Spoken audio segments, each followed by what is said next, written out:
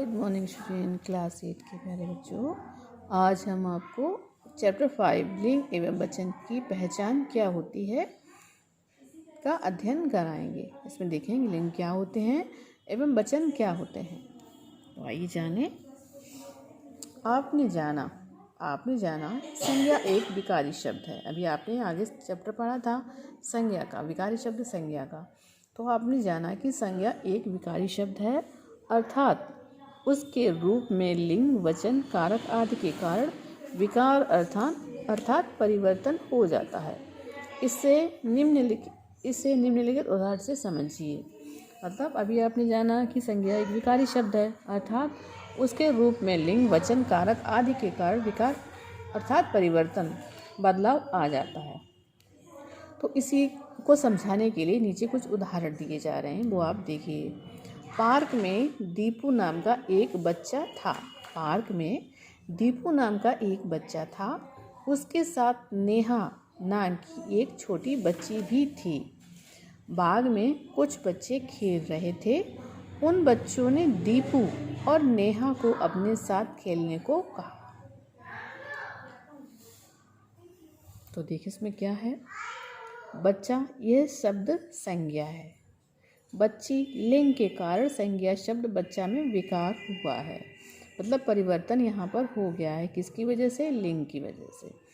बच्चे वचन के कारण संज्ञा शब्द बच्चा में विकार हुआ है, क्योंकि बच्चे बहुत सारे थे और बच्चा एक, तो वचन में परिवर्तन आया, इसीलिए बच्चे से बच्चा में विकार मतलब परिवर्तन हुआ है। बच्चों कारक के कारण संज्ञा शब्द बच्चा में विकार हुआ है।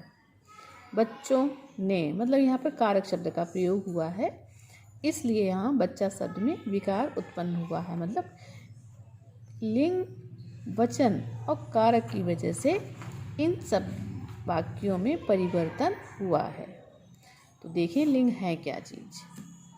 लिंग शब्द के जिस रूप से उसकी पुरुष जाति अथवा स्त्री जाति मतलब वर्ग समूह का बोध होने का बोध होता है, तो वह लिंग कहलाता है। अर्थात जैसे शब्द के जिस रूप से उसके पुरुष अथवा स्त्री जाति का होने का बोध होता है, वह लिंग कहलाता है। जैसे मोर बादल देखकर नाचता है, तो मोर पुरुष जाति का होता है। मोरनी उसे निहारती है, मोरनी स्त्री जाति का बोध कराती है।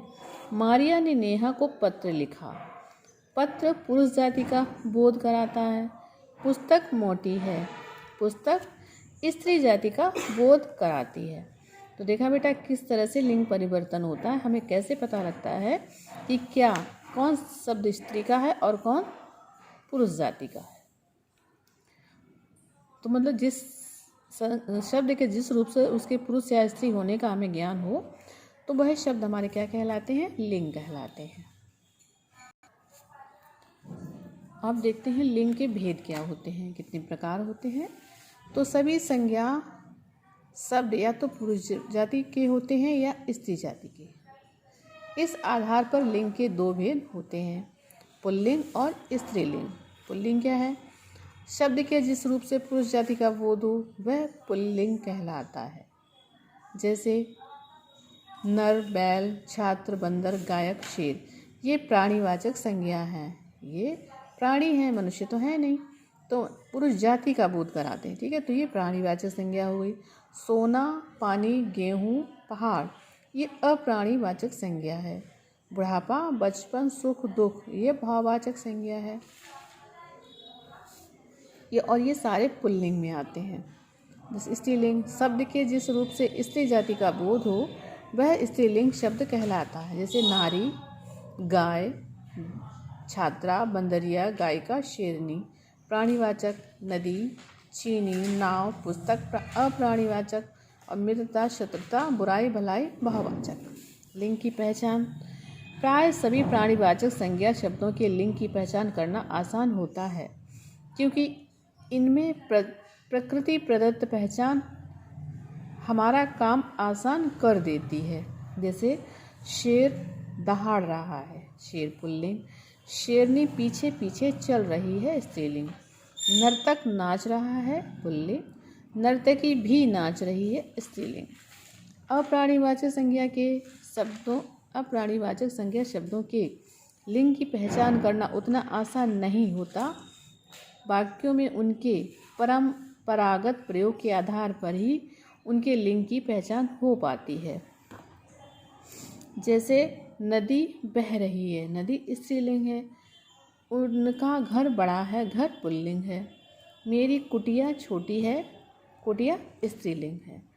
प्राणीवाचक और अप्राणीवाचक संज्ञा के लिंग की पहचान के कुछ सामान्य नियम बने हैं। इनका ज्ञान होने पर संज्ञा शब्दों के लिंग की पहचान आसानी से की जा सकती है। तो आइए हम इन नियमों को भी जानें। प्राणीवाचक संज्ञा के लिंग की पहचान क्या होती है? नर जाति के प्राणीवाचक शब्द सदैव पुल्लिंग होते हैं। नर जाति के, मनुष्य जाति के प्राणीवाचक शब्द सदैव पुल्लिंग होते हैं, जैसे बच्चा, नौकर, राजा, गधा, घोड़ा। और स्त्री जाति के प्राणीवाचक शब्द सदैव स्त्रीलिंग होते हैं, जैसे बच्ची, नौकरानी, रानी, गधी या घोड़ी। कुछ प्राणीवाचक शब्द सदैव स्त्रीलिंग में प्रयोग होते हैं, जैसे संतान, सती, सौतन, नर्स। कुछ पदबोधक शब्द स्त्रीलिंग व पुल्लिंग रूप में समान रूप से प्रयुक्त किए जाते हैं, उन्हें उभयलिंगी कहते हैं, जैसे राष्ट्रपति, प्रधानमंत्री, डॉक्टर, जिलाधीश, मुख्यमंत्री आदि। क्योंकि ये राष्ट्रपति, प्रधानमंत्री पुल्लिंग भी हो सकता है, स्त्रीलिंग भी हो सकता है। राष्ट्रपति जैसे हमारी अभी राष्ट्रपति पुल्लिंग हैं, कोविंद जी हैं। पहले क्या थी? प्रतिभा देवी सिंह पाटिल। मतलब तो राष्ट्रपति शब्द तो नहीं बदला, इसका रूप नहीं बदला, जो दोनों रूप में समान रहता है, इसलिए इसे उभयलिंगी कहते हैं। कुछ प्राणीवाचक शब्द हमेशा पुल्लिंग में ही प्रयुक्त होते हैं, इन्हें हम नित्य पुल्लिंग कहते हैं, जैसे उल्लू, खरगोश, कछुआ और भेड़िया। और कुछ प्राणीवाचक सदैव हमेशा स्त्रीलिंग में ही प्रयोग होते हैं, उन्हें हम नित्य स्त्रीलिंग कहते हैं, जैसे छिपकली, चील, कोयल, गिलहरी, मक्खी, चींटी, मैना। नित्य से मतलब अब जैसे उल्लू है, उल्लू नर भी होता है, मादा भी होता है, लेकिन उनको हम उल्लू ही, अगर वो मादा होगी तब भी हम उसको उल्लू ही बोलेंगे, लेकिन उसके आगे हम नर या मादा उल्लू लगा देंगे, जिससे हमारी पहचान हो जाएगी कि ये नर है या मादा। लेकिन जब हम बोलेंगे तो हमको उसको उल्लू ही बोलना है, इसलिए हम इसे क्या कहेंगे? नित्य पुल्लिंग या नित्य स्त्रीलिंग। अब अप्राणीवाचक संज्ञा की पहचान हम कैसे करेंगे? देखिए, नदियों के नाम स्त्रीलिंग होते हैं, गंगा, यमुना, गंडक, नर्मदा, सरस्वती। अपवाद सोन, खैर आएगा, जगह नहीं तो सही है। अब धातुओं के नाम देखें बेटा, जैसे तांबा, लोहा, सोना, शीशा, पीतल, ये सारी हमारे धातुएं होती हैं, ये पुल्लिंग में होती हैं, जैसे तांबा, लोहा, सोना, शीशा, पीतल। लेकिन अपवाद लिखा है यहाँ चांदी।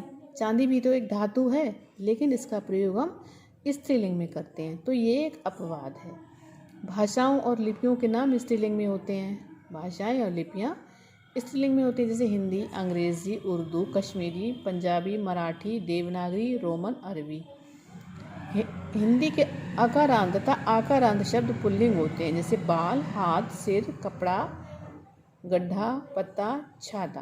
और हिंदी के इकारांत शब्द स्त्रीलिंग होते हैं, जैसे गली, थैली, धोती, चीनी, टोपी। अपवाद दही, दही इकारांत है, लेकिन ये पुल्लिंग में प्रयुक्त होता है, इसलिए ये एक अपवाद है। घी, मोती, पंछी और पानी। संस्कृत के,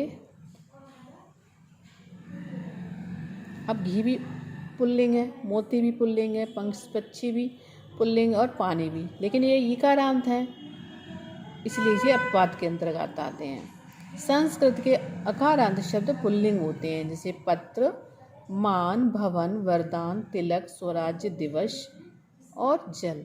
लेकिन अपवाद क्या है? शरण। संस्कृत के आकारांत, इकारांत और उकारांत सब स्त्रीलिंग होते हैं। माला, कथा, दया, कृपा, प्रार्थना, वेदना, रचना, रात्रि, निधि, वस्तु, ऋतु।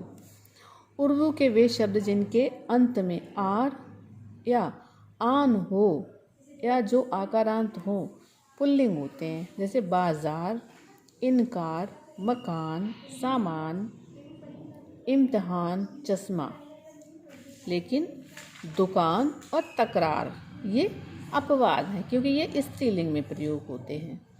अरबी या फारसी के ऐसे शब्द जिनके अंत में अ, ज, त, द, ल हों तो स्त्रीलिंग हो जाते हैं, जैसे दवा, हवा, चीज़, कमीज़, नकल, हलचल, किस्मत, लात, दौलत, रात, दर। अब देखिए चीज़, यहाँ जा में नुक्ता लगा, यहाँ भी जा में नुक्ता लगा, इसलिए चीज नहीं बोलेंगे, चीज़ बोलेंगे। कमीज़ बोलेंगे, ज नहीं कमीज़, क्योंकि यहाँ पर नुक्ता चिन्ह का प्रयोग हुआ है। जिन भाववाचक संज्ञा शब्दों के अंत में आव, त्व, पन, पा हो तो वे पुल्लिंग हो जाते हैं, जैसे बहाव, पुरुषत्व, बुढ़ापा, बचपन, बुढ़ापा। और जिन संज्ञा शब्दों में आहट, आवट, ता हो तो स्त्रीलिंग हो जाते हैं, जैसे थकावट। भाववाचक संज्ञाएं हैं बेटा ये सजावट, घबराहट, मुस्कुराहट, वीरता और सुंदरता। कठोर भावों को दर्शाने वाली भाववाचक संज्ञाएं पुल्लिंग होती हैं, जैसे लोभ, लालच, घमंड, अहंकार, क्रोध और अभिमान। कोमल भावों को दर्शाने वाली भाववाचक संज्ञाएं सदैव स्त्रीलिंग होती हैं, जैसे ममता, कृपा, दया, करुणा, खुशी और वेदना। तो देखा बेटा किस तरह से हमारी ये संज्ञाएं एक किस तरह से अपना रूप भी बदल सकती हैं और क्या क्या यहाँ पर अपवाद बताए गए हैं। तो इन संज्ञाओं को आप अच्छे से याद करिए और पढ़िए। ठीक है बेटा, इसी शेष चैप्टर आपको हम अगले वीडियो में पढ़ाएंगे। ठीक है, थैंक यू।